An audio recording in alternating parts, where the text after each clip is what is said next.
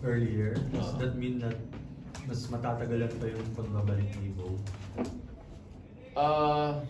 Yeah, we're being cautious with the situation of Bo.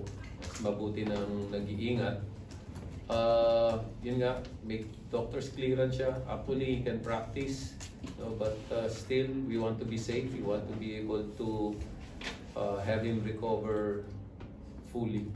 So yung si Chris Porter, sinay namin basically to have another big body na pwedeng pang match up dun sa mga malalaki rin.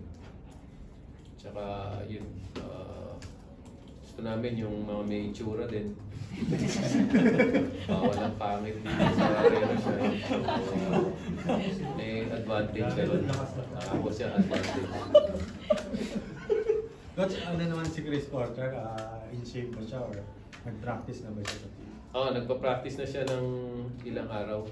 So, dati ko naman player yan sa NLEX. So, he knows me and I know him.